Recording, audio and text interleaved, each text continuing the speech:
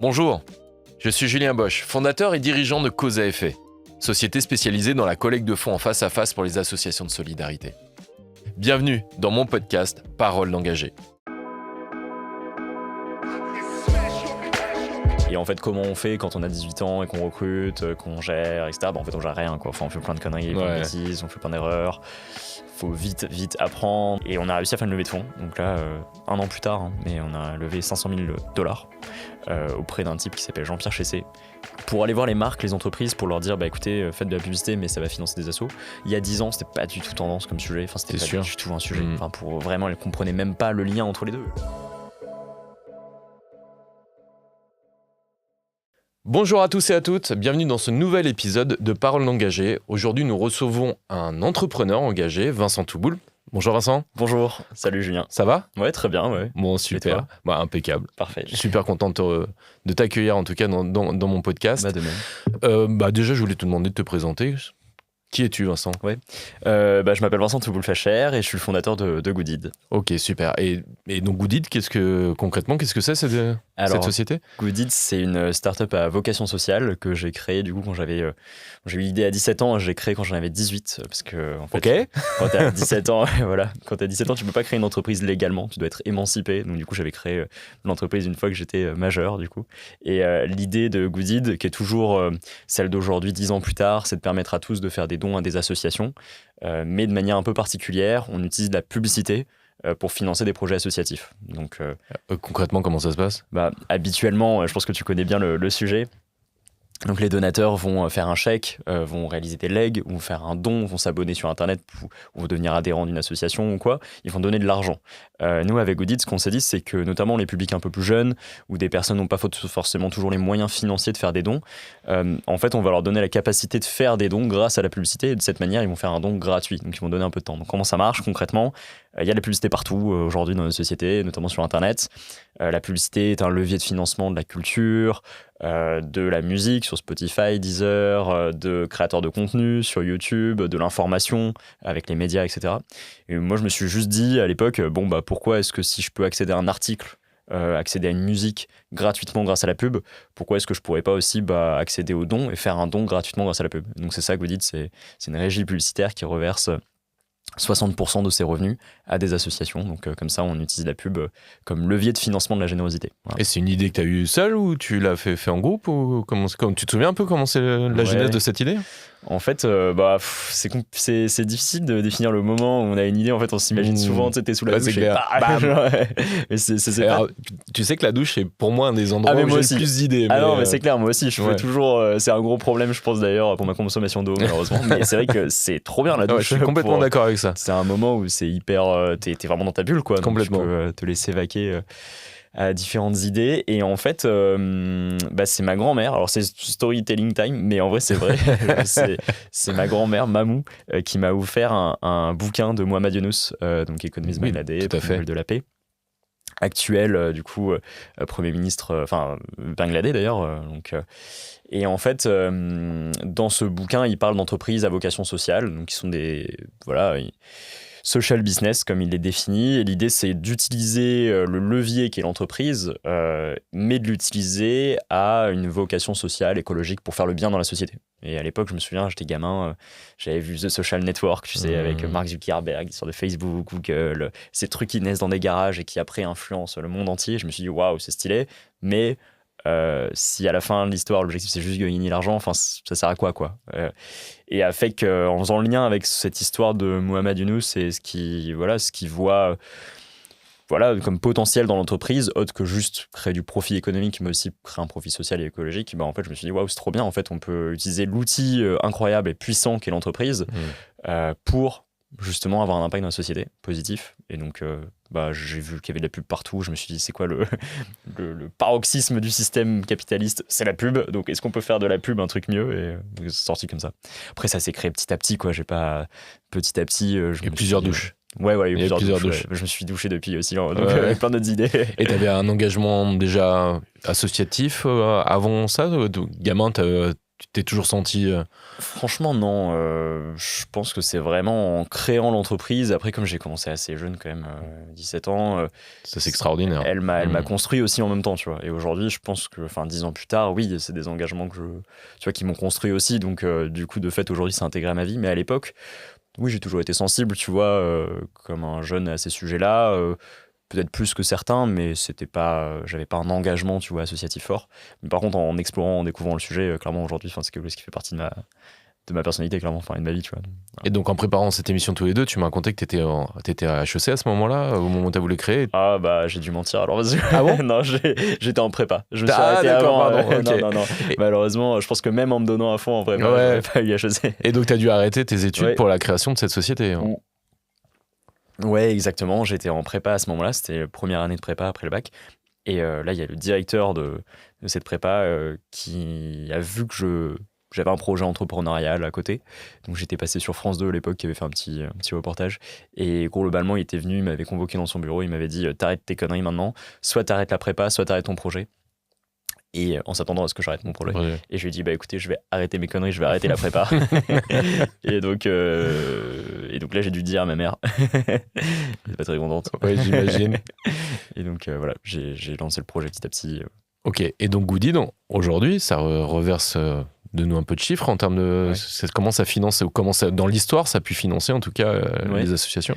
Bah, en fait, bon, après, je te raconterai un petit peu l'histoire de l'entreprise et mon lien avec et tout. Mais au total, maintenant, on a collecté 10 millions d'euros pour des assos, des ONG comme Handicap International, comme CARE, comme Entrepreneurs du Monde, voilà, ou Solidarité Inter, etc. Des projets à la fois à l'étranger, à la fois en France, avec le Secours Populaire, Compagnons Bâtisseurs, l'ADI, etc. Et on essaie vraiment d'adresser des causes hyper plurales, que ce soit liées au social, au sociétal, à l'écologie, à l'inclusion ou quoi. Donc on travaille 2/3 du CAC 40, donc ça c'est côté annonceur. Donc on a lancé maintenant plus de 20 millions d'euros de campagne médias avec des annonceurs. D'accord. Les annonceurs, ça va être Carrefour, Danone, L'Oréal, voilà, des grands groupes qui font de la publicité tous les jours, pas sur des régies publicitaires comme TF1, M6 en télé, mais aussi par exemple sur le web. Donc ils ont des gros budgets qui mettent chez les GAFAM, et nous ce qu'on essaie de leur dire c'est regardez, avec les dizaines, les centaines de millions d'euros que vous investissez chaque année en médias, en diffusion de publicité, mettez-en une partie sur Goodid. Et donc, nous, on s'engage à chaque fois à ce que 60% de nos revenus soient reversés à des assos. Donc, vous allez faire de la publicité comme habituellement, mais en plus, vous allez utiliser cette publicité pour financer des associations, des projets. Donc, voilà, maintenant, c'est plus de 800 projets qu'on a financés, 850 projets financés, auxquels on a contribué, en tout cas, à financer comme ça pour je crois, 350 associations. Voilà. Et qu'est-ce qui les attire justement, ces grands groupes, à vouloir passer par Goodid? Tu ressens quoi dans leur intention? En fait, ça a changé au cours des dernières années, etc. Mais déjà, il y a une vraie intention sincère des équipes qu'on a en face. Je pense des personnes. Et nous, on essaie moi, c'est ce que j'essaie de faire, mais m'adresser aux personnes que j'ai en face, même si c'est du B2B, de la régie publicitaire, de la publicité, c'est des choix assez rationnels et froids. Moi, j'essaie vraiment de faire en sorte que Goodid soit un peu cette entreprise qui inclut un peu d'humain et de sens, tu vois, dans leur métier aussi. Et du coup, déjà, je pense qu'ils sont fiers de passer par Goodid plutôt que par d'autres régies parfois. Parce qu'ils savent, en tant que personnes, qu'ils vont parfois faire de la publicité sur Google ou sur Facebook, qui ne payent pas accessoirement leurs impôts en France. Mais aussi, ils vont choisir parfois une entreprise française, indépendante, qui va derrière financer des assos. Donc je pense que déjà, on s'adresse au côté, ils sont fiers. Ça, pour moi, c'est quand même vraiment important. Après, au-delà de ça, ils font le choix aussi de passer par Goodid parce que ça permet de valoriser leur engagement, de valoriser leur image de marque, gagner en capital sympathie, démontrer à leur audience et aux cibles de consommateurs potentiels que eux aussi, en tant qu'entreprise, ils s'engagent sur certaines causes. Voilà. Toutes les marques ne sont pas légitimes sur toutes les causes. Par contre, nous, on fait vraiment attention à ce que la marque avec laquelle on va travailler, on va lui proposer des projets associatifs avec lesquels elle est déjà engagée auparavant, c'est déjà des partenaires, ou alors c'est une cause sur laquelle elle est légitime. Et donc, voilà, ce qu'elles viennent chercher, ces marques, c'est aussi mettre en avant leurs engagements. Et moi, ma conviction un peu profonde aussi, c'est de me dire que si une marque un peu assez importante, prépondérante dans un secteur, monte son engagement auprès de son audience et auprès du grand public, les consommateurs vont attendre que cette marque s'engage d'autant plus et vont attendre aussi que d'autres marques dans ce secteur s'engagent. Donc en fait, ça crée un mouvement, ça draine tout un secteur vers l'engagement. Donc c'est ce qu'on essaye aussi de construire avec Goodid. C'est comment est-ce qu'on peut drainer tout un secteur vers plus de solidarité, vers plus d'engagement. Voilà. Ok, alors on en parlait aussi un petit peu avant, mais on rentre dans une période un peu plus complexe économiquement, là, au niveau des entreprises quand même. Enfin, on rentre dedans. Grosse instabilité un petit peu mondiale un peu partout. Et autant sur les années post-Covid où on avait quand même des références ou d'une stabilité économique un peu plus installée, c'est vrai que c'était des enjeux, j'ai envie de te dire, un peu de recrutement en vrai, quoi. Parce que les entreprises étaient quand même sacrément en galère dans le recrutement. Donc on sentait qu'il y avait une vocation de laver plus blanc que blanc pour pouvoir avoir une bonne image et céder aussi. Là, ça se tend. Est-ce que de ton côté, tu sens aussi une tension importante et que ces entreprises se rétractent un petit peu par rapport à leurs engagements? On en a parlé avant, je te lance un petit peu là. Ouais, tu me teases là. Ouais, je te tease un peu. En vrai, alors ça m'amène à plein de réflexions, ce que tu viens de dire, mais je pense que là aujourd'hui, le contexte économique fait qu'on est vraiment dans une économie, mais même une société plus large qui est quand même assez chaotique, quoi. Enfin, on ne sait plus à quoi s'attendre. C'est le monde d'après, mais on s'attendait à ce que ça soit un autre. Un peu plus tard, Enfin, donc c'est vrai que c'est difficile de prévoir, quoi, de planifier à long terme. C'est très court-termiste. Tout le monde est un peu dans l'urgence. On coupe les budgets, on les rallume, machin, etc. Donc il n'y a pas de prévision, il n'y a pas de perspective. On est un peu dans le capitalisme à l'état pur, quoi. Enfin, vraiment, comment on augmente les profits plus court terme, comment on garde la trésor, etc. Enfin... Après, oui, ce qu'on voit aujourd'hui, je trouve, c'est que les marques, les entreprises, aujourd'hui en tout cas, ont tendance à vachement déprioriser par rapport notamment en amont du Covid, pendant le Covid, post-Covid, les engagements, qu'ils soient sur la RSE, sur la solidarité, sur l'écologie, l'environnement ou quoi. Il y avait des stats qui sont sortis aussi il n'y a pas très longtemps sur le nombre de fois où l'environnement, l'écologie sortaient dans la presse. Et là, il y avait une baisse de plus de 70% des termes sur une période. Donc c'est vraiment impressionnant à quel point c'est plus la priorité comme ça a pu l'être, en tout cas ces dernières années. Après, moi j'ai un peu une unpopular opinion sur ce sujet. Enfin, en fait, je suis assez critique du fait que, par exemple, tu vois, c'est vrai qu'on a fait l'apologie, on a érigé un peu les engagements des entreprises comme sur leur spectre écologique, environnemental, social ou quoi, comme des arguments commerciaux ou des arguments qui permettraient d'accroître leur chiffre d'affaires, leur profit, leur longévité, etc. Typiquement sur le recrutement, etc. Moi, j'avoue que je pense que c'est pas une bonne vision ou une bonne manière de faire, de lier les engagements d'une entreprise avec une optique business ou commerciale. Parce que, mais alors, je prends peut-être que c'est une bêtise que je dis, mais moi, je pense que dans 99% des cas, ça ne marche pas. C'est pas vrai que l'écologie, c'est pas vrai que le social fait plus vendre.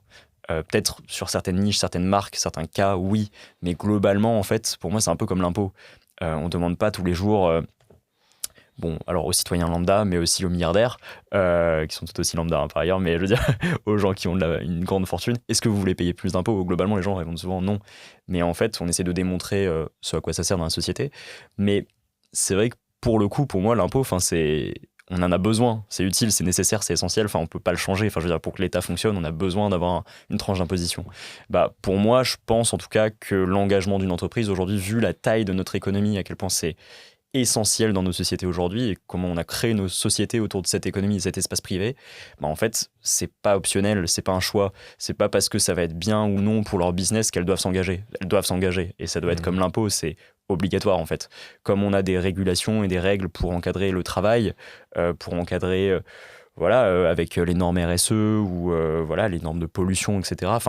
Ça doit être encadré, ça doit être régulé et je pense qu'avoir ce mythe autour du fait que parce que la marque va s'engager, elle va mieux recruter, elle va mieux vendre ses produits, elle va avoir plus de profit et tout. En fait, c'est entretenir quelque chose qui est faux. Et là, on le voit, dès qu'il y a un petit crack boursier, dès que les marchés sont volatiles, dès que les entreprises font un peu moins de résultats ou que l'économie est plus fragilisée, en fait, tous les engagements des entreprises sont dépriorisés et c'est plus un sujet. Donc, je sais pas. Moi, j'ai des petites sœurs du coup qui ont 23 et 17 ans. Oui, elles sont touchées par les sujets écologiques, sociaux, on parle avec leurs copains et tout. Mais c'est pas le critère principal qui va leur faire choisir leur entreprise, quoi. Je pense qu'il y a certaines personnes avec lesquelles ça va être le cas. Moi, ça a été le cas. Il y a plein de jeunes pour qui c'est le cas. Mais aujourd'hui, si une entreprise comme L'Oréal veut recruter, je pense malheureusement quand même, il y a des profils à foison qui sont prêts à aller travailler chez L'Oréal. Donc, Après, je pense qu'il y a différents publics aussi, tu sais. Je pense que tout le monde n'est pas sensible forcément aux mêmes critères dans son choix professionnel. Je pense que tu as plusieurs... encore une fois, tu as public et plus on arrive à sensibiliser effectivement les jeunes générations, peut-être qu'on va faire grossir justement ce panel. Après, je pense que c'est vrai quand, encore une fois, il y a une pénurie de personnel, ce qui était un peu le cas dans certains métiers depuis le sortie Covid, post-Covid, ce qui est de moins en moins le cas. Donc moi j'ai un peu peur effectivement que, c'est pas qu'un peu, et on le voit, que les sociétés changent aussi en fonction des politiques, parce que tu vois, tu parlais que le mot écologie n'était pas sorti dans les médias très souvent dernièrement. J'ai vu une étude, peut-être la même d'ailleurs, que le mot immigration sortait à peu près 57 fois par jour sur l'année 2024, sur une seule chaîne. Je te donnerai pas laquelle, je pense que tu vois à laquelle je parle. Donc c'est pour te dire que je pense qu'aussi c'est en fonction des politiques qui sont mises en place et des airs du temps que les entreprises s'accolent à ça. Et c'est vrai que ça ne donne pas une guideline et ça fait un peu peur, effectivement, parce que tu as l'impression que des engagements qui sont pris, en vrai, très rapidement, la veste peut tourner, quoi. Bah ouais. Alors que le principe même d'un engagement, c'est de le tenir. Je suis d'accord avec toi. Quand c'est compliqué, je suis complètement d'accord avec toi. Ça n'a pas de sens. Complètement.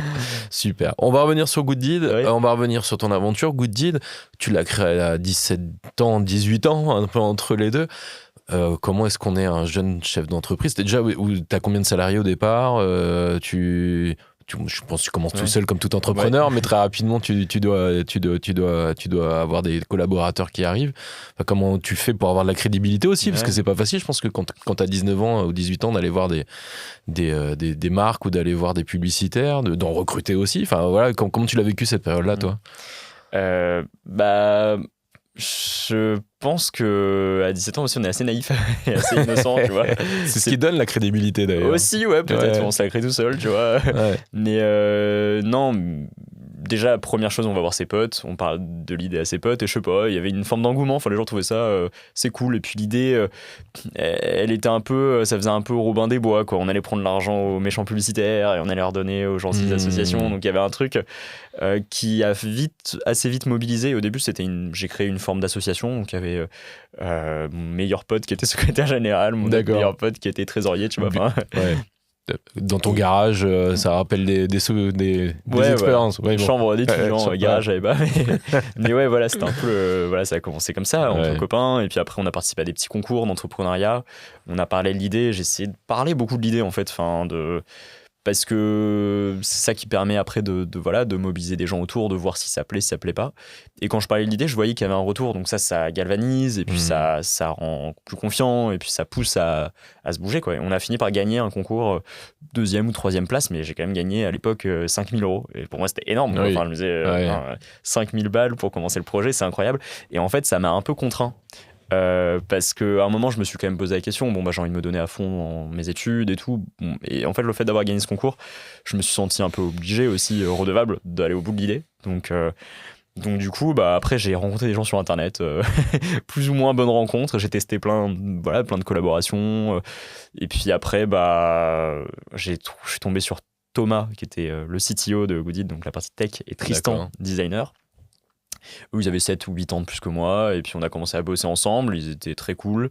Au début en freelance, on a lancé le site, ça a commencé à faire un petit buzz. Il y a quelques médias qui en ont parlé, sur le forum du 15-18 de jeuxvideo.com, donc c'est une communauté hyper engagée de développeurs et tout, et puis là on le voit avec les events et tout, c'est vrai que les jeunes un peu geeks, etc., ils s'emparent vachement des sujets comme ça de solidarité parfois, et donc là ça a bien pris à l'époque, il y a 10 ans, et du coup ça fait un petit buzz, et là, Tristan et Thomas ont vu qu'ils pouvaient un peu me faire confiance parce que le projet leur plaisait. Et on a réussi à faire une levée de fonds. Donc là, 1 an plus tard, mais on a levé $500 000 auprès d'un type qui s'appelle Jean-Pierre Chessé, qui a eu confiance dans le projet. C'est exceptionnel. Ce qui est exceptionnel. C'est exceptionnel. T'as un gamin de 18 ans. C'est clair, c'est fou. on avait lancé un site, tu vois, c'est cool, mais bon, c'était pas non plus. Il y avait de l'audience et tout, tu vois, mais c'est vrai qu'il a quand même, il a quand même eu confiance. Et voilà, et puis après, avec cet argent, j'ai pu effectivement recruter. Et en fait, comment on fait quand on a 18 ans et qu'on recrute, qu'on gère, etc. En fait, on gère rien, quoi. Enfin, on fait plein de conneries, plein de bêtises, on fait plein d'erreurs. Faut vite apprendre. Et je vais pas faire le truc de, tu sais, genre, ouais, c'est bien de faire des erreurs, on apprend et on grandit et tout. Enfin, en vrai, il y a des erreurs qui sont pas graves, il y en a d'autres, notamment quand ça touche à l'humain. Enfin, tu disais qu'on gère des équipes et tout. Enfin, t'es entrepreneur, t'es dirigeant d'entreprise, c'est comme c'est complètement difficile et c'est ça qui marque. C'est le plus dur, même. Ouais, c'est même le plus dur. Donc je pense que j'en ai fait plein d'erreurs, parfois plus ou moins importantes pour les personnes ou pour moi et tout. Je pense que franchement, globalement, je le vois, ça s'est plutôt très bien passé et tout. Mais c'est vrai que c'est ça qu'il fallait essayer de gérer au mieux, quoi. J'ai essayé de m'entourer, etc. Mais voilà. Et donc, ça a grossi, Goodid. T'es arrivé à quel niveau de nombre de salariés après, on était une petite trentaine. D'accord. On n'a jamais dépassé ça. C'est déjà pas mal. Ouais, c'est trop bien. Ouais, non, c'est cool. Non, c'est cool. C'est déjà bien. C'était rentable. Enfin, ce que j'aimais bien, c'est surtout le côté. Parce qu'il y a des boîtes qui sont passées à 200 personnes. Oui. Qui ont perdu beaucoup d'argent. Tout le monde a fermé la porte au bout de 6 mois. Donc, c'est cool, tu vois. Mais non, là, c'était vraiment une boîte, en tout cas, pérenne, qui reversait. Après, je raconterai un petit peu, mais j'en suis parti il y a 2 ans et demi. Et en fait, à l'époque, la boîte faisait 4 millions d'euros de CA, EBITDA positif, donc c'est-à-dire qu'on était rentable. Il y avait plus de 25 personnes. Enfin, je pense sincèrement une bonne ambiance d'équipe, une bonne culture, un bon équilibre vie perso. Et donc là, tu prends une décision. Au bout d'un moment, c'est allez, je me casse, de partir. Ouais, Alors, comment elle est née cette décision? Comment c'est s'engager? Parce que un peu ce que je viens de dire, c'est que je trouvais que ça se passait bien, quoi. C'était le bon moment, quoi. C'était le bon moment parce qu'il y avait les bonnes personnes pour prendre la suite. J'avais l'impression d'avoir réussi ça. Depuis 2 ans, la boîte était rentable. On reversait plus de 2,5 millions à des assos par an. Il y avait encore du potentiel de croissance. Ça se passait bien. Donc, moi, il y avait un peu ce truc de je peux partir de manière sereine. Ouais, quoi. Et moi, j'avais envie en tout cas de voir d'autres choses. Parce que ça faisait quasiment 8 ans, 9 ans. Et puis, c'est des périodes entre 18 et 27 ans ou 26 ans où c'est hyper structurant pour ta personnalité et tout. J'avais pas envie d'être juste Monsieur Goodid, tu vois. J'ai envie d'explorer qui j'étais à côté, ce que je voulais faire, être curieux d'autres choses, quoi, comprendre d'autres choses. Et voilà. Et donc, tu as donc vendu la société. Et donc, qu'est-ce que tu as fait ta vie à ce moment-là? En fait, l'entreprise a été reprise du coup par la Banque Postale et KissKissBankBank. D'accord. Mais 3-4 ans avant déjà. Et donc, moi, j'avais continué à la diriger au sein du groupe pendant 4 ans. Je vais vraiment continuer à être dirigeant, mandataire social. Puis j'avais toujours une participation et tout. Donc, du coup, j'étais assez autonome. Et ensuite, à ce moment-là, du coup, ils ont pris toute la direction avec la directrice commerciale de Goodid à l'époque avec qui je travaillais depuis plus de 7 ans, Jenny, qui a pris la direction générale. Donc, c'était un bon moment aussi pour le coup parce que ça permettait d'avoir une continuité et tout. Et moi, je suis parti à ce moment-là, 6-8 mois plus tard. D'abord, j'ai fait un petit programme qui a été monté par Alice Barbe, qui est la cofondatrice de Singa et qui permet à des gens de la société civile de faire une petite incursion dans la vie politique française. Donc, pas du tout décisionnaire ou quoi, mais plus voir si ça pourrait être des choses qui nous plaît, si on a une sensibilité, si on peut aider, participer et tout. Et l'idée, c'est de faire monter un peu des voix comme ça de la société civile dans le monde politique. Et donc ça, j'ai fait ça pendant 6 mois, 3 jours par semaine. Ouais, C'était cool. C'est un truc qui m'intéressait, en fait.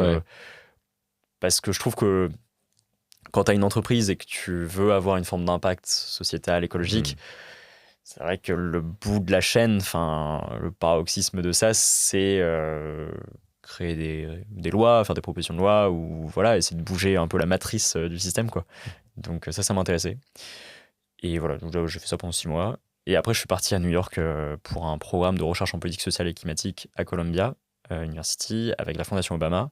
Et ça, c'était vraiment chouette. Et en fait, ça me permettait de faire une boucle parce qu'à 18 ans, j'ai dû quitter mes études. Donc, avec tu voulais reprendre un petit peu ça, je suppose. Voilà. C'est ça, ouais. Je voulais boucler un peu la boucle, quoi. Enfin, me dire... j'avais un peu un truc, je pense aussi même personnel, de c'est sympa l'entrepreneuriat, c'est sympa le monde du travail, mais je trouve ça, après c'est personnel, mais parfois un peu redondant, un peu réverbératif, et puis au-delà de ça, c'est un peu bas de front parfois aussi, c'est quand même des problématiques très opérationnelles, très pragmatiques, très pratiques. On sort parfois un peu de l'abstrait, si tu veux te nourrir et t'enrichir personnellement, même culturellement ou quoi, je trouve pas que le monde du travail soit... Ça dépend vraiment des boulots et tout, mais en tout cas, moi, le mien était, au bout d'un moment, je trouve quand même un peu trop limitant, quoi. Donc, du coup, je trouve que là, reprendre un cursus académique, c'était une autre manière d'apprendre. Et en fait, c'est pas du tout mon truc. De toute façon, c'est pas mon Moi, truc. j'ai une admiration profonde envers les gens qui reprennent leurs études en cours Ouais. Je serais fondamentalement Ah ouais. incapable de faire ça. Autant des formations sur une courte durée, avec grand plaisir, mais vraiment reprendre ces habitudes d'apprentissage, et j'ai un profond respect envers les gens qui font ça, parce que vraiment, je trouve que c'est très compliqué, très compliqué. Ouais. Bah après, je pense que moi j'ai plus de respect pour toi disant ça, parce que moi je pense qu'encore une fois j'ai fait un peu un vœu de naïveté, tu vois. Je pense que j'étais encore un peu débile. Je me suis imaginé genre reprendre un cursus académique, apprendre des trucs, être là à écrire, réfléchir à des... En fait, c'est pas du tout moi, quoi, en fait. Ouais. C'est pas mon truc. Donc, je me suis dit, ah, c'est pour ça que j'ai quitté mes études, ok. C'est sûr. Qu'est-ce que je veux dire ? Et j'ai vu aussi dans ta bio que tu avais été invité par la Fondation Gates, c'est ça ? Tu peux nous en parler un peu ? Ouais, voilà, c'est un événement qu'ils font chaque année pendant la semaine des Nations Unies, donc de l'UNGA, de l'Assemblée Générale des Nations Unies à New York.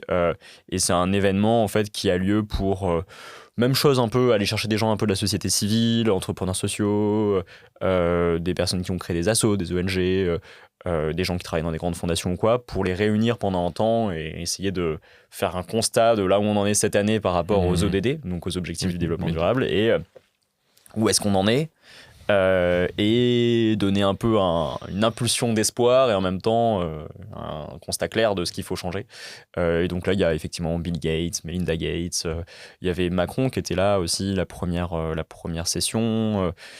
Il y a plusieurs présidents et politiques, etc., qui viennent pour échanger sur ces sujets. C'est super intéressant. C'est extraordinaire. Ouais, voilà, c'était cool. Donc, j'ai pu rencontrer effectivement... T'as vu Bill ? Billout, d'ailleurs, pour les intimes. Ah ouais. Non, c'est pas vrai, non. non, j'ai pu voir Bill. Bon, voilà, après... c'est des super expérience. Ouais, complètement. Ouais. C'est cool. Ok, et alors nous, on s'est revus il n'y a pas très longtemps, parce que dans tes engagements aussi, dernièrement, comme tout le monde sait, quand même, il y a un événement très important qui s'est passé dans le domaine associatif, c'est quand même la coupure de quasiment la totalité des aides du fonds de développement américain, donc par Donald Trump, et qui amène une instabilité totale sur le domaine associatif, financier bien sûr, c'est quasiment plus de 30% de l'aide mondiale qui a été arrêtée, donc coupée du jour au lendemain, c'est un drame. On a des associations françaises qui fonctionnent quasiment à un tiers de leur budget annuel par rapport à ce fonds, qui sont aujourd'hui dans une situation, on a des plans sociaux, c'est très très compliqué. Et dans un peu ce marasme-là, tu as souhaité avec tes équipes lancer une bouée en disant comment est-ce qu'on peut faire, nous, gens engagés finalement, pour pouvoir aider le monde associatif, et tu as créé une task force. Et donc quand j'ai vu que tu avais lancé ça, moi j'ai tout de suite sauté sur l'occasion, et on y a été je suis venu à cette task force qui s'est passée à la Climate House, et enfin moi j'ai trouvé vraiment l'ambition, et j'ai trouvé déjà l'effort, et j'ai trouvé l'idée super. Déjà, comment ça vous est venu? Deuxièmement, où est-ce que vous en êtes aujourd'hui de cette task force? J'ai toujours mon domino, je voulais le ramener aujourd'hui, et je suis désolé, je l'ai oublié chez moi, parce qu'ils m'ont offert un domino pour symboliser justement la task force qu'on a montée ensemble, et je l'ai oublié chez moi, mais bon. Donc voilà, comment ça vous est venu l'idée, et surtout où est-ce que vous en êtes aujourd'hui? Ça vient quand même, je trouve, après, comme beaucoup d'idées, quand même d'un truc assez un sentiment, moi je marche un peu par la frustration et l'énervement aussi, ce qui est pas très bien, mais je veux dire, tu vois, quand tu racontes ça, je me sens genre comment c'est possible? Donc t'as envie de réagir, quoi, t'as envie de faire un truc. Donc déjà ça part d'une impulsion de qu'est-ce qu'on peut faire, comment on peut faire un truc, et après tu te poses la question de faut pas ajouter du chaos au chaos. Si tu rajoutes même si c'est une pierre à l'édifice, c'est chouette, mais est-ce qu'on peut pas ajouter quelque chose qui existe déjà, comment on peut. Et je trouve qu'avec Goodid, au moment où, je raconterai peut-être après, mais du coup après j'ai repris l'entreprise. On va y venir après. Mais en fait, moi je revenais de New York, j'avais vu l'élection de Trump en direct live, quoi. J'avais encore beaucoup de relations là-bas, d'amis, de gens qui ont des ONG, des associations qui sont financées par l'USAID ou quoi, et qui ont vu leurs équipes qui ont dû couper 80-90% de nos effectifs parfois, notamment en Amérique latine, en fait, où il y a beaucoup d'ONG et de structures qui sont financées aussi par les États-Unis. Donc, en fait, couper 90% de leurs effectifs comme ça, quoi. Donc, des gens, ciao. Et puis, évidemment, derrière, les bénéficiaires. Donc, je me suis dit, qu'est-ce qu'on peut ajouter comme pierre à l'édifice ? Et Good Eats, c'est le lien entre les associations et la publicité et les médias. Et en fait, la vraie puissance de ce monde médiatique, de la publicité, des régies, c'est la capacité d'influencer les citoyens. C'est énorme, en fait, comme puissance. Clairement. Donc, en fait, ce que je me suis dit, comment est-ce qu'on peut mettre à profit cette activité et ce secteur pour les associations ? Et donc, on a réuni 80 à peu près professionnels de la com, des médias, etc., à la Climate House. Et donc, il y avait des gens de chez TF1, de chez M6, des gens de chez Dailymotion, de Rakuten, donc la régie, d'agences comme Havas, Publicis, etc. Et des gens, sincèrement, qui ont envie de faire bouger des lignes et tout, et qui ont été franchement... il y a une bonne énergie, en tout cas, après ce workshop, pour essayer de leur dire, écoutez, comment est-ce que vous pouvez agir, aider les ONG, les associations qui étaient aussi représentées, évidemment, pendant l'événement. Donc, on a fait des petits ateliers et tout le monde donnait des petites idées et tout. Et a posteriori, il y a déjà plusieurs régies qui ont fait beaucoup plus de dons de pro bono, d'espaces gracieux. Il y a des agences qui se sont bougées, qui ont proposé à des associations de faire des créations de contenu, etc., pour les aider. Il y a toi aussi, qui a proposé de faire des... bougé un peu. Voilà, on est en train. Des pastilles vidéo et tout, donc trop bien. Mais en fait, c'est assez cool. Donc, il y a des quick wins comme ça, de rencontres entre ces assos, des ONG et les acteurs, actrices de la publicité. Donc, ça, c'est cool. Et là, je sais pas trop si je peux en parler, donc je veux pas prendre les devants par rapport à cette organisation, mais il y a un gros syndicat principal des acteurs de la communication et des médias, qui est en train de prendre à bras-le-corps le sujet aussi, et qui est en train de créer une commission sur la solidarité pour aider les associations à faire face à ce moment. Donc c'est chouette, parce que c'est souvent les syndicats aujourd'hui, ce qu'ils ont fait depuis des années, c'est créer des commissions RSE, des commissions sur l'écologie, l'impact carbone et tout. Nous, ce qu'on avait envie de faire aussi avec cet événement, c'est un peu rendre la solidarité et la philanthropie un peu plus trendy, un peu plus tendance, parce qu'en fait c'est plus difficile aujourd'hui d'utiliser solidarité, philanthropie, c'est moins bien perçu, c'est moins un engagement de la part des entreprises qu'on attend.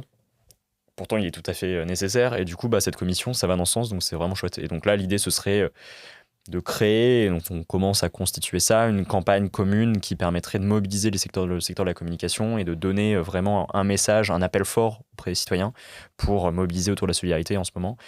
Bon, c'est en cours, on va voir, mais ça prend un peu de temps, ce genre de choses. Si on arrive à coordonner le monde médiatique en partie, même si c'est pas 100% des médias, des régies, etc., mais une petite partie pour véhiculer un message, un appel fort à la solidarité, ce serait vraiment chouette. Enfin, ça, c'est ma petite ambition, mais on va voir. Ouais. Je sais pas si écoute, j'espère en tout cas qu'on pourra faire aussi notre pierre à cet édifice-là, parce que ça me paraît vraiment... pareil, moi, c'est quelque chose qui me touche depuis... Moi, je suis engagé depuis très jeune dans le domaine associatif. Moi, je suis un enfant révolté. Quand j'étais petit, je disais tout le temps, les grands, ils font quoi, Tu vois, quand je voyais les baleines se faire trucider à la télé, je disais, mais attends, ils font quoi, les grands, là ? Et puis maintenant que je suis grand, je me dis que je peux faire quelque chose. Donc on est souvent en train d'essayer de faire notre petite pierre. Et en tout cas, moi, compte sur moi et sur nous, dans la mesure de notre possible, on va faire ce qu'on peut faire, en tout cas. Trop cool. Merci beaucoup. Merci à toi. L'initiative, en tout cas, est géniale, et je trouve ça super chouette que... Enfin, moi, on me taxe souvent, on me dit toujours que je suis un peu trop action-réaction, mais ça me fait plaisir de rencontrer des gens qui sont un peu comme moi aussi, donc ça va, c'est cool. Ouais. On est une communauté de gens action-réaction, c'est plutôt chouette. Ouais, je pense que si on parle un peu plus peut-être avec nos types, quoi. Puis quand il y a un truc qui... Voilà, on y va, quoi. On est un peu fonceur, mais bon. Ta particularité, grosse particularité, à la fois d'avoir cet engagement, d'avoir commencé très jeune, finalement, le monde de l'entrepreneuriat, c'est quand même une particularité exceptionnelle, c'est que tu as vendu ta boîte et tu l'as racheté. Ouais. Ça, c'est exceptionnel, quand même. Ouais, c'est quand même plutôt rare. Enfin, moi, je travaille beaucoup avec des entrepreneurs. Je crois que tu es la seule personne que je connais qui a fait ça. Il y a quelques personnes, enfin ça se fait quand même. Le fondateur de Skype, bon, rien à voir, tu vois, alors, une autre échelle et tout, hein, évidemment, mais il a racheté 2 fois sa boîte. Ah ouais, il y a pire que toi, alors ça va, t'as des mentors. Ouais, voilà. Explique-nous, comment t'as vendu la boîte parce que tu dis, allez, c'est bon, j'ai fait ma part et tout est embriqué, etc. Oui. Et c'est 2 ans en plus tard, c'est ça, si ma mémoire est bonne. T'as 2 ans. Plus 2 ans, ouais. Donc 2 ans, c'est rapide en vrai, quoi. 2 ans, ça passe comme ça. Ouais. Et au bout de 2 ans, tu dis, bon, allez, on remet le bleu de chauffe, on y retourne. Je sais pas trop. Enfin, oui. Tu sais, en fait, je suis parti, mais déjà, quand je suis parti, je me suis dit que c'était le bon moment pour Ouais. la boîte et pour moi, mais je serais bien resté un peu plus longtemps. Mais tu sais, il y a des moments en fait où il faut aussi si savoir. toutes les planètes s'alignent. Ouais, voilà, exactement. Et peut-être que si jamais je partais plus tard, bah, peut-être que ça aurait été plus difficile parce que l'entreprise aurait été un peu moins structurée à ce moment-là pour un départ. Donc, c'était quelque chose qu'il fallait prévoir, planifier et tout. Et donc, que je voulais qu'il se passe le mieux possible. Donc là, il y avait un momentum et du coup, je me suis dit. Et puis, j'étais pris aussi dans ce programme aux États-Unis. Donc, c'est quelque chose que je voulais faire. Enfin, c'était un bon moment, quoi. Voilà, Planète alignée. Voilà, exactement. Et donc, j'ai quitté vraiment complètement mes fonctions chez Goodid. C'était le bon moment. Et après, bah, en fait, moi, je voulais aussi aller découvrir, explorer d'autres choses, académiques, voilà. Et puis aussi, j'étais intéressé par d'autres sujets d'engagement aussi qui me plaisaient vachement depuis quelques années, qui aujourd'hui sont toujours une petite flamme en moi que j'ai très envie d'aller explorer et que je ferai. Mais c'est vrai que la Banque Postale, du coup, a remis en vente Goodid.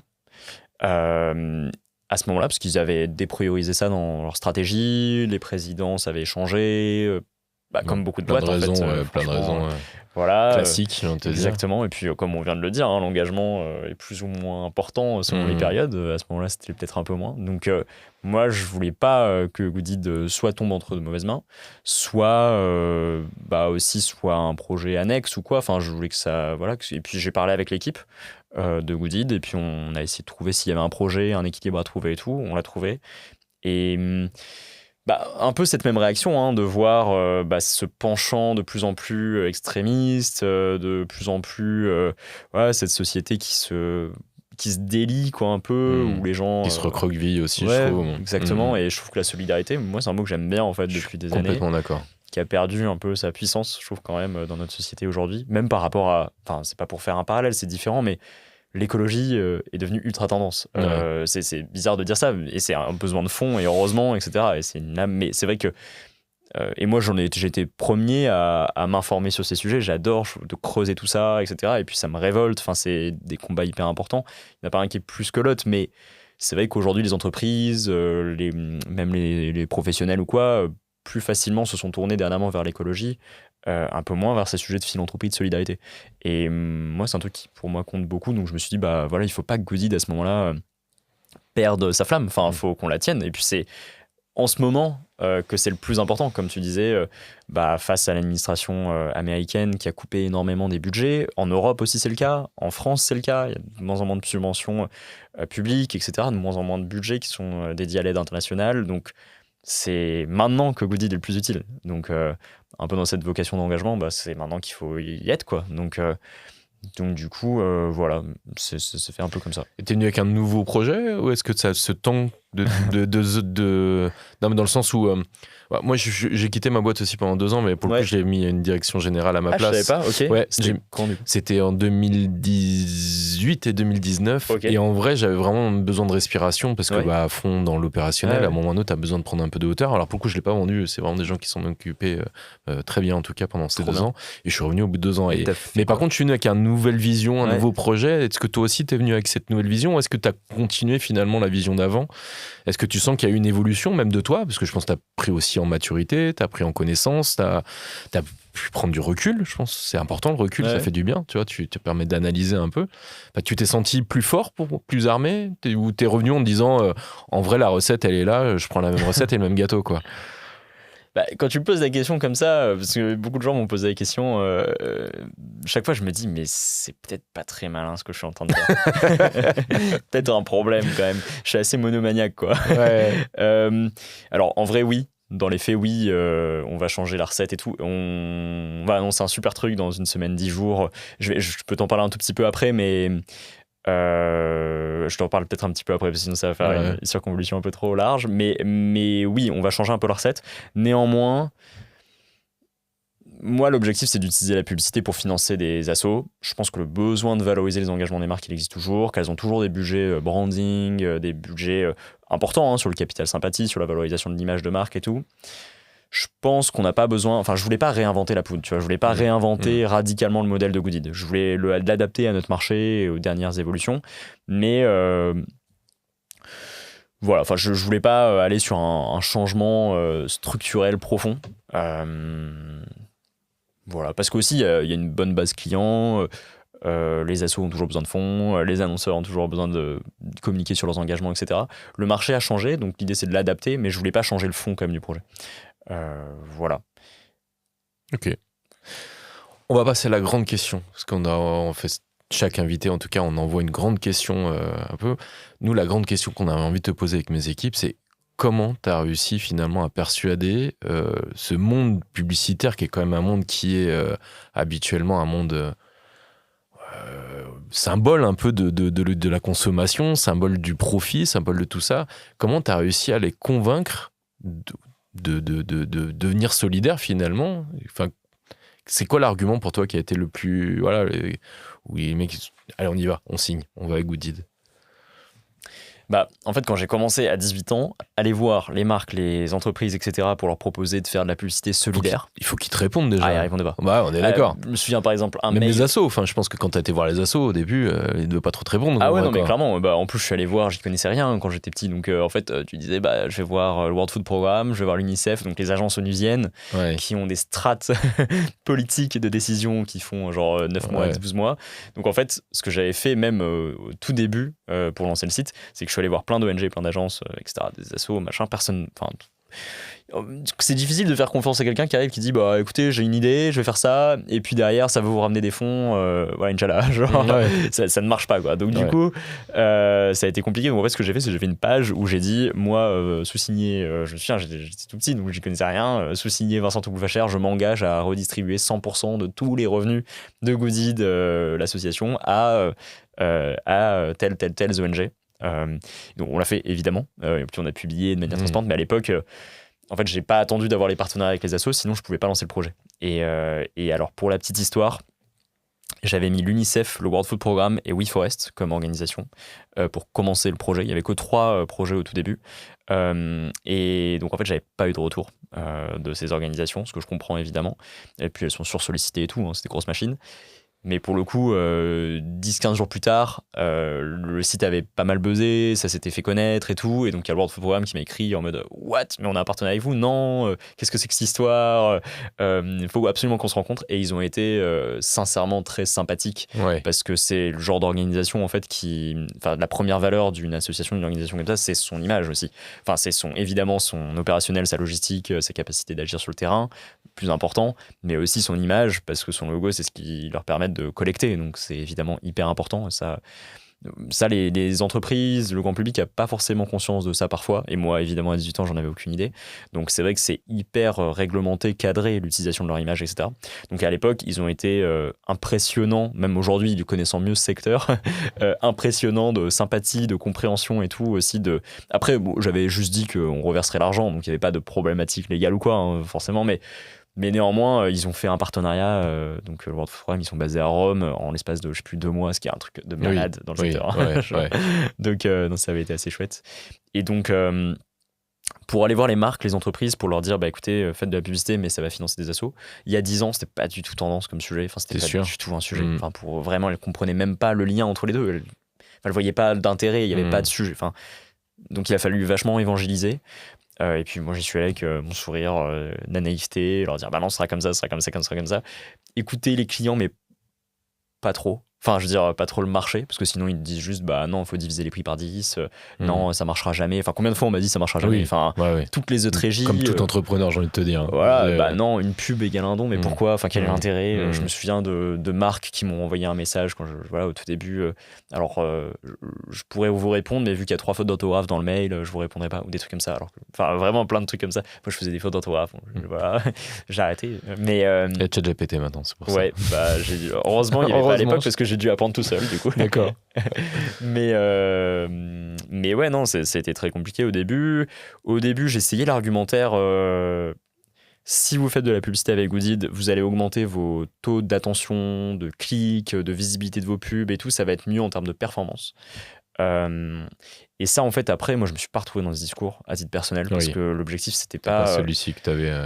C'est pas ça. C'est pas la finalité de ton. Non. Donc, pour moi, c'est vraiment essayer de dire aux entreprises, mais c'est très compliqué, hein. Enfin, c'est un parti pris, et peut-être je me trompe, tu vois, et c'est pour ça qu'on a fait que 10 millions, et on pourrait peut-être faire beaucoup plus si jamais, mais c'est de leur dire, écoutez, aujourd'hui c'est important pour votre secteur aussi de valoriser ces engagements, de montrer que vous êtes une marque qui se distingue par rapport aux autres parce que vous vous engagez, et donc de les pousser aussi à faire plus en tant qu'entreprise, et de leur dire, bah écoutez, Goodit, c'est la régie qui vous permet de bien valoriser vos engagements, de les associer à une cause solidaire, d'avoir la légitimité aussi créée par cette association.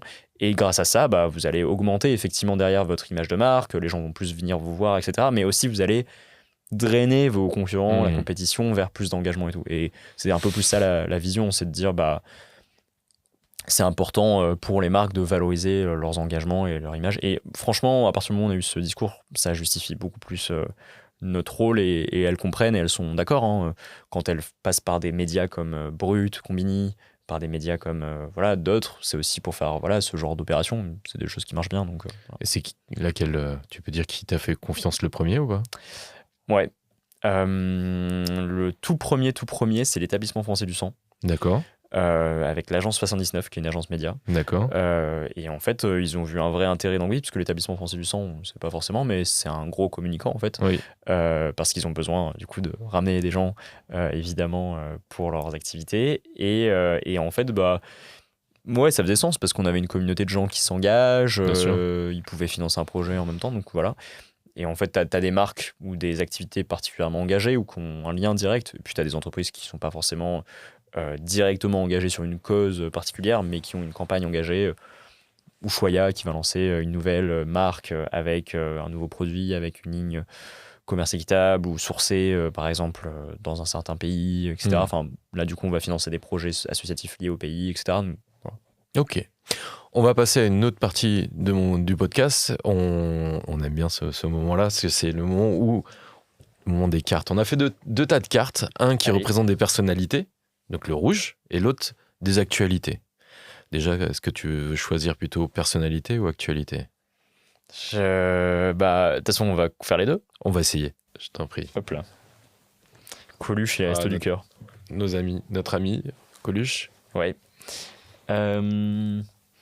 Bah, en tout cas, de ce que j'en ai vu, parce que nous, on travaille pas mal avec les Restos du Cœur.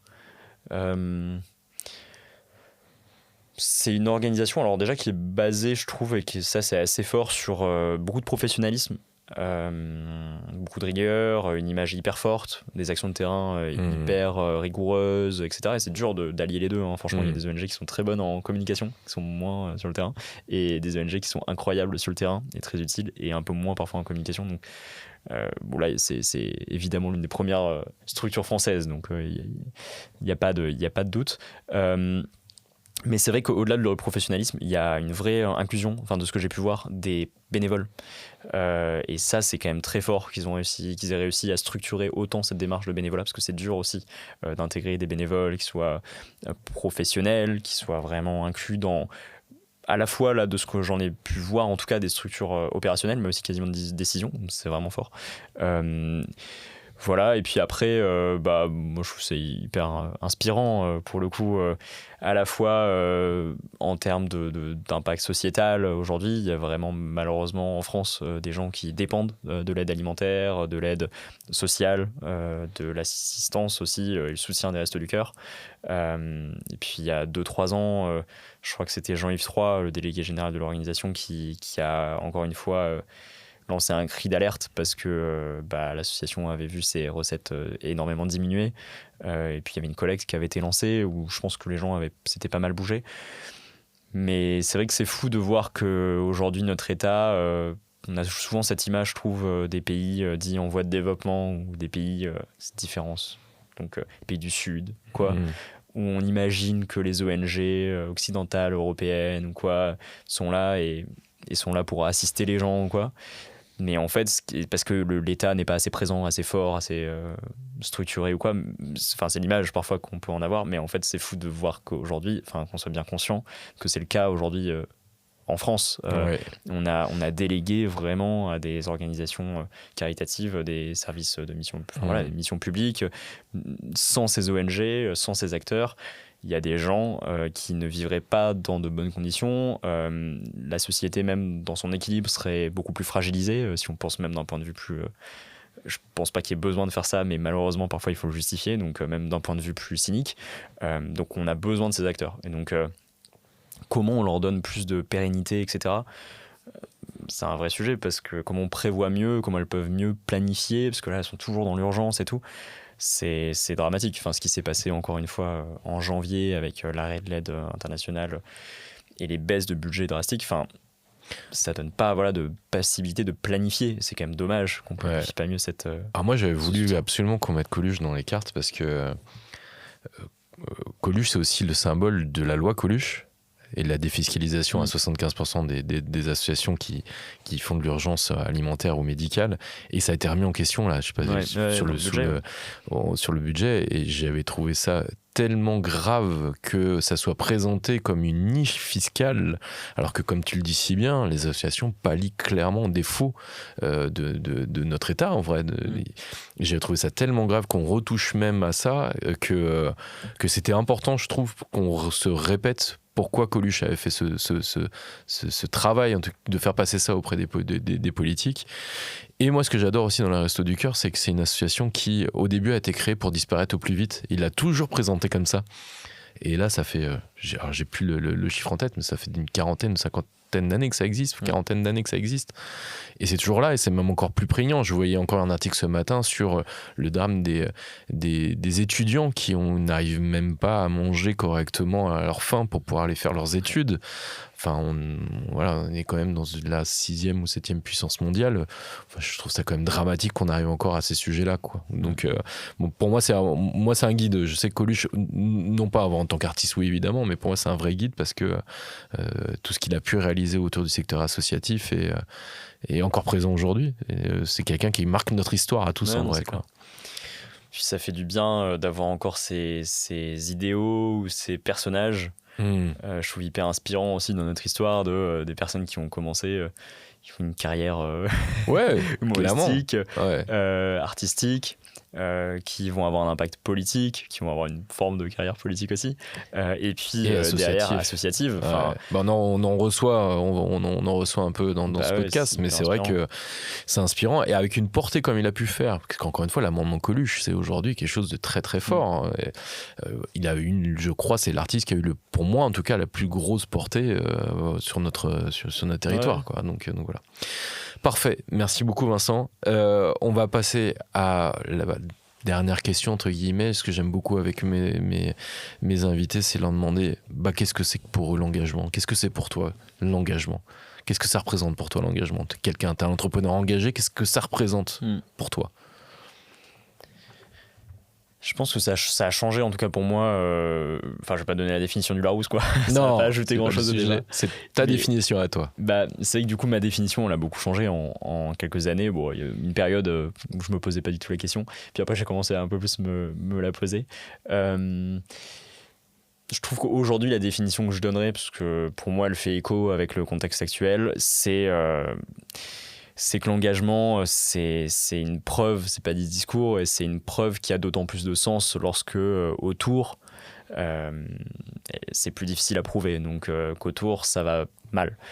Si on s'engage quand tout va bien, c'est déjà bien et c'est crucial, mais je pense que le moment où on démontre que c'est un réel engagement, c'est lorsque on s'est engagé lorsque tout allait bien peut-être, mais aussi on continue et on fait perdurer cet engagement sur le temps, et donc lorsque potentiellement c'est un peu plus fragile autour. Et ça, je pense que pour moi en tout cas, c'est ce que je retiens des dernières années, en tout cas là. On avait beaucoup parlé des engagements,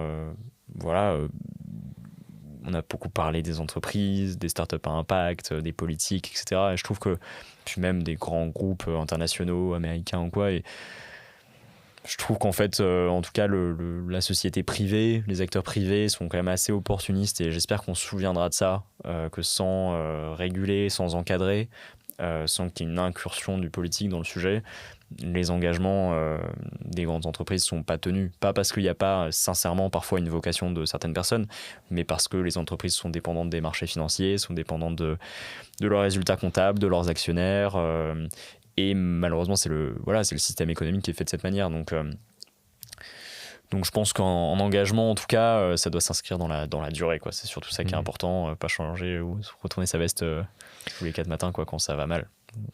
Et moi, je trouve que quand même, il y a une... tu vois, par rapport aux années 80-90, je trouve que les entreprises ont pris une partie un peu plus leur part sur ces sujets-là. Ouais. Beaucoup plus post-Covid parce que ça allait bien, l'économie était plutôt florissante, etc. Maintenant, il y a un retrait, mais ce qui me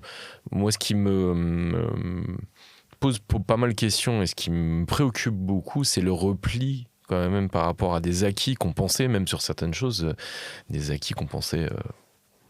qu'on n'avait pas retouché, quoi. Je pense, je sais pas, enfin, je sais qu'il y a le débat sur la peine de mort qui commence à remonter un petit peu, on le sent remonter un peu dans notre société.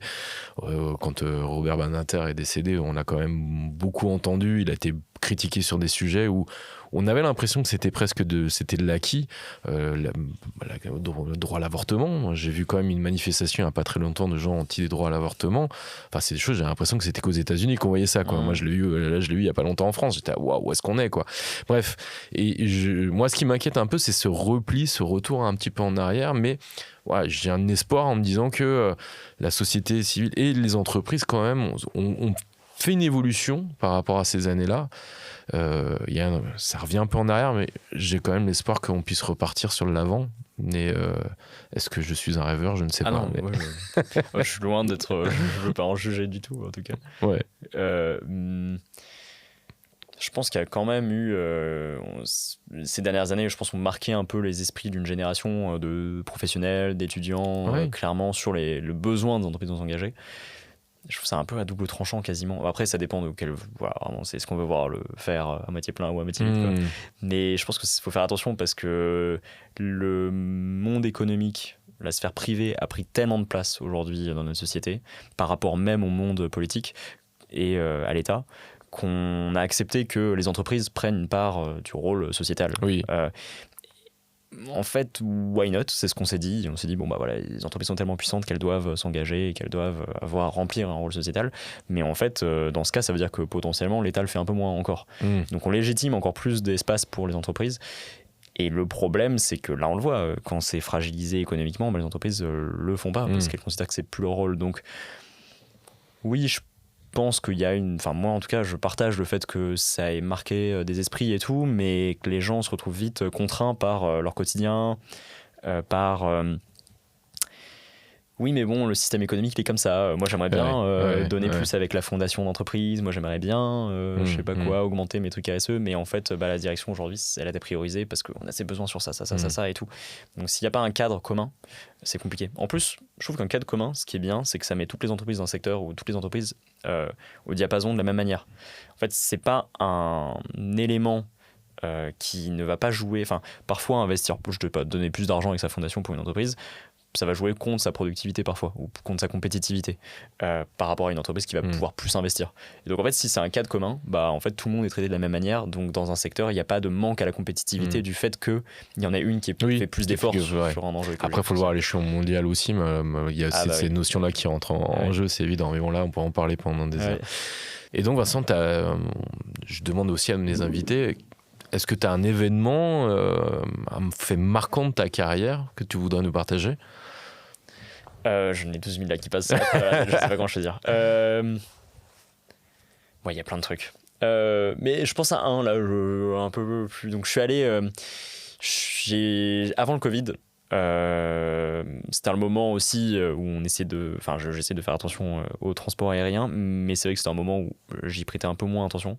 Mais du coup on est allé visiter un des projets qu'on a financé avec Goodid, ce qui faisait quand même sens franchement, enfin voilà, qui était à l'étranger, qui était dans le Meghalaya en Inde. Donc c'est une région, c'est une péninsule au-dessus du Bangladesh, et en fait on y allait avec l'association WeForest, qui est une ONG qu'on a financée plusieurs fois avec Goodid pendant plusieurs années, et j'y suis allé avec Jenny, qui a été après directrice générale de Goodid, et Tristan qui était le chief product, donc qui s'occupe de tout le design, et qui sont deux amis, très bons amis par la suite, etc. Et on a passé comme ça une dizaine de jours dans le Meghalaya pour aller voir cette association. Et c'était hyper marquant pour le coup. Enfin, pour ça, j'ai pu le faire avec d'autres assos qu'on avait financés à la fois en France et à l'étranger. Mais là, c'était trop chouette parce que ça a été une bonne combinaison entre voir ce qu'on avait réussi à créer, Ouais. en fait, une petite idée que tu as dans ta chambre d'étudiant, gamin, C'est à top. l'autre bout du monde, tu Ouais. vois, ce que Puis ça tu dois finance. revenir de ça, laisse tomber, ça doit être super Bah ouais, galvanisant, non? complètement. C'était Ouais. super. Enfin, ça te mobilise et ça te donne envie de. Voilà. Parfois, t'en as un peu besoin. Bon, voilà. Après aussi, le fait de le partager avec Jenny Ah, Tristan, ouais. ce côté aventure humaine où ça s'est toujours trop bien passé, où franchement, c'est trop cool et c'était ensemble. Enfin, c'était pas tout seul, tu vois, comme aventure. C'est nos petites idées à l'autre bout dans nos bureaux à Paris. C'est le voyage en terrain permettent ça. inconnu un peu, c'est un Ouais, peu le, voilà, c'est un ouais, peu le, donc, le truc. Et vous avez pu débriefer avec vos équipes, je suppose, vous avez présenté bah, un peu bien le sûr, truc, c'était l'idée, ouais, c'est c'était qu'après l'idée, c'est voilà, sûr. tu puisses le plus possible, on a fait des contenus vidéo, etc. Ah, L'objectif c'est génial. c'était d'y aller pour nous, pour voir, pour nous, voilà, nous motiver, mais surtout comprendre un peu mieux aussi ce qui se passe sur le terrain quand on soutient des projets, et aussi derrière essayer de faire rayonner le travail de l'association auprès des équipes et tout. Et ça on l'a fait. Et j'ajouterais juste un autre point parce que ça a aussi toujours comme toi ce que tu disais sur frustration, réaction, action, Action, etc. réaction. Ouais. Bah un autre truc quand même pour ajouter un peu de nuance sur cette visite de projet, c'est qu'en fait on a financé plein de projets là-bas avec cette association pour aider à planter des arbres, à reforester, à restaurer la biodiversité et à donner des emplois aux femmes Cassis qui font partie de cette communauté dans la région. Et en fait ce qui était fou, c'est qu'à un moment on allait se mettre sur un point de vue en face dans la montagne sur laquelle on avait financé des plantations d'arbres et tout. Et en fait pendant tous ces jours, on avait vu et on avait senti plusieurs fois du feu, de la fumée et tout. Et en fait, là, on se pointe et on est vraiment en face de la montagne où il y a les arbres qu'on a financés. Et en fait, déjà, tout est brûlé. Tout est sec là où on est, et ils nous avaient emmené là pour voir le point de vue, pour nous dire voilà, ça c'est la parcelle des arbres que vous avez financés. On était trop contents, mais on voit que là tout ça s'est brûlé. On voit aussi une grosse usine en fait une partie de la montagne qui est complètement ravagée avec en fait une usine de ciment avec un gros logo qu'on avait vu plusieurs fois s'afficher sur l'autoroute depuis qu'on était là, mais avec un gros logo Lafarge. Et en fait moi, ça m'a vraiment marqué parce qu'on s'est dit, mais en fait, on peut financer plein de projets de reforestation, de biodiversité, aider à planter des arbres, etc., pour compenser, ou alors pour essayer, de restaurer une forme d'endroit environnemental et tout. Et en fait, si on n'arrête pas en phase de déforester ou si on ne limite pas nos activités humaines, ça sert à rien en fait. Donc c'est vrai que moi ma prise de conscience à ce moment-là, c'était que j'avais déjà et que j'alimentais déjà, mais là c'était vraiment visuel, c'était d'une évidence. C'est que oui, on peut planter plein d'arbres, c'est super et tout, on peut compenser notre carbone, on peut faire plein d'efforts pour restaurer la biodiversité, pour donner de l'emploi aux gens dans cette communauté liés à des métiers environnementaux ou quoi, mais en fait ce qu'il faut surtout c'est qu'on limite, c'est qu'on réduise notre train de vie quotidien et qu'on limite notre dépendance comme ça à la nature, parce que si en face on exerce une pression sur la forêt, si en face on déforeste et on va avec Lafarge faire des grosses usines à ciment, ça sert à rien en fait. Donc c'est vrai que ça nous a... Et puis c'était marrant de parler avec toutes les personnes qui habitaient par là, qui disaient bah oui c'est trop cool, vous plantez des arbres, c'est trop cool, vous créez de l'emploi et tout. Alors c'était sincèrement vraiment cool, enfin je veux dire, c'était sincèrement vraiment utile et tout, et ils voyaient l'utilité. Mais évidemment à côté de ça, si des entreprises françaises continuent de détruire le reste de la montagne, ça marche pas en fait, l'équation elle tient pas. Donc après imagine si t'avais pas fait la montagne, t'aurais au moins t'as un versant au moins qui est replanté, l'autre est mais imagine on est d'accord. Donc moi je suis d'accord avec toi, mais moi j'ai envie de dire il y a l'espoir et chaque petite action entre guillemets. Après il faut se battre ensemble pour que les grosses actions qui sont négatives pour notre planète en tout cas on puisse les arrêter, c'est sûr. Mais malgré tout, faut pas perdre espoir parce que c'est clair. Ce que vous avez fait, c'est génial. C'est trop cool. On était trop fiers de ce qu'on avait fait, mais on se disait aussi, il faut qu'on aille essayer. Il y a encore du boulot. Ouais, et puis de régler le problème un peu plus à la source. Ouais, c'est sûr. En fait, il n'y aurait pas besoin de reforester, il n'y aurait pas besoin de planter des arbres. C'est sûr, non, mais c'est sûr et certain. Ça, je partage ton avis. Une pression comme ça sur les environnements. Ouais. Donc, ça fait partie des raisons pour lesquelles j'étais parti aussi de chez Goodid, me dire comment est-ce que je vais essayer d'attaquer un peu plus le cœur du problème, la source, plutôt que d'attaquer les conséquences, tu vois, et de résoudre les conséquences. Donc voilà. Mais moment trop bien, et justement, c'est ça que tu vas chercher dans un voyage, pas que juste bien sûr, s'émerveiller et être fier de soi. Tu vois, la remise en question est aussi importante. Ok. Vraiment dernière question là pour le coup, Vincent. Tu sais que moi je travaille pour Cause à effet. Bah oui, bien sûr. On est une entreprise, on fait de la collecte de fonds pour les ONG via les recruteurs donateurs. Ouais. Et moi j'aime beaucoup poser la question à mes invités. Est-ce que tu t'es déjà arrêté? Est-ce que tu as déjà croisé des recruteurs donateurs? Tu t'es déjà arrêté? Évidemment, quand même. Évidemment. Ok, ça s'est plutôt bien passé? Ouais, alors franchement, moi ça s'est toujours bien passé. J'habite à Paris, donc je prends le métro. Donc déjà, t'en vois régulièrement. Voilà, je passe par République, ces endroits, on est très souvent. Ouais, voilà, exactement. J'ai dû voir certaines personnes de tes équipes. Il y a de fortes chances. Voilà. Il y a de fortes chances. Non, ça se passe toujours bien. Ouais, évidemment. Enfin, j'ai jamais eu de mauvaise expérience. Très clairement. Est-ce que tu t'imagines bien, c'est un travail qui n'est pas facile parce que tu es confronté au refus régulier. Puis bon, il vente, il neige, et il pleut, il fait chaud, etc. Tu vois, est-ce que tu as un petit mot en tout cas pour ces acteurs, parce que c'est des acteurs quand même qui génèrent aujourd'hui une malle financière très importante pour les ONG, et on est de plus en plus demandé par les ONG parce que retrait des financements d'un côté, à un moment ou à un autre, il faut bien qu'elles se financent. Donc on est de plus en plus sollicité par les ONG. Voilà, je sais pas si tu as un petit mot à leur donner. Par an, du coup, que le street marketing comme ça arrive à collecter Alors sur l'ensemble du marché, ce serait très difficile à te répondre parce que ça dépend. Les données sont pas forcément consolidées avec toutes les assos qui font le. Donc ce serait un peu difficile à te répondre. Mais c'est aujourd'hui la méthode de collecte la plus rentable pour les associations. Ouais. Et puis surtout, l'avantage, c'est que ça engage les citoyens parce que dans le sens où ils vont donner tous les mois par prélèvement. C'est pas juste je donne 10 balles puis je m'en vais. Là, je m'associe, j'ai de l'information, je m'intéresse. Donc il y a un côté vraiment engageant du passant. Nous, en tout cas, avec Goodid, ça fait 10 ans que je rencontre des assos, des ONG, etc. Ça fait partie de leur pilier de stratégie, de collecte, clairement. Le street marketing et le fait de pouvoir s'appuyer sur des personnes dans la rue pour aller voir des gens. Malheureusement, ils sont aussi obligés d'utiliser des méthodes comme le courrier, parfois, etc., pour différents types de publics.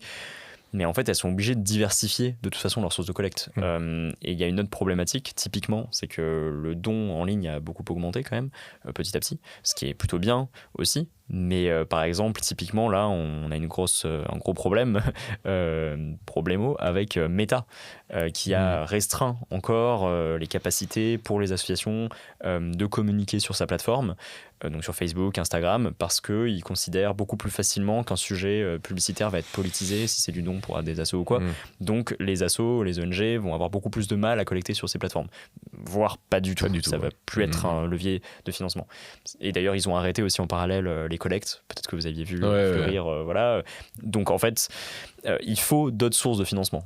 Et typiquement, aujourd'hui, de manière très pratico-pratique, le street marketing, c'est un des leviers de financement des associations. Clairement. On n'a pas le choix, c'est comme ça. Pour aller voir les gens, il faut bien trouver des moyens. C'est un moyen assez innovant quand même encore aujourd'hui. Les marques ne font pas ça, ils peuvent pas faire ça, elles n'ont pas la même légitimité. Donc là, les gens comprennent que pour les ONG, on ait besoin d'aller voir, d'aller créer le contact, d'expliquer. C'est quand même un moment aussi où on peut expliquer le rôle de l'asso. Donc moi, je trouve ça vachement chouette. Non, moi, je trouve ça important et tout. Et de ce que j'apprécie, et c'est pour ça que je suis là et que j'aime beaucoup Cause à effet, c'est que tu le fais pas pour faire ta promo, mais c'est vrai, il y a vraiment besoin en tout cas dans ces entreprises que les gens soient salariés, qu'ils aient un bon statut, que ça se passe bien, qu'ils connaissent bien l'association. Se former, complètement, se former. Que le modèle économique derrière soit transparent aussi. Complètement. Donc, franchement, c'est des trucs auxquels vous répondez. Donc non, je trouve ça chouette. Et oui, c'est sûr qu'être dehors dans la rue, se prendre des refus toute la journée... Et moi, évidemment, je refuse 90% des cas. Je le fais aussi, et pour autant, tu vois, je travaille dans ce domaine. Et en fait, tu le fais avec le sourire, évidemment, parce que bien sûr. C'est sûr que parce qu'on nous demande avec le sourire aussi, donc c'est ça qui est bien, complètement. Parfait. Écoute, Vincent, merci énormément d'avoir passé du temps avec nous expliquer tout ça, c'était super intéressant. Et puis, je te dis à très bientôt. Cool. Écoute, merci beaucoup. C'était chouette de pouvoir parler de tous ces sujets et tout avec toi. Donc, parfait. Merci Vincent, à bientôt. Ciao, Julien.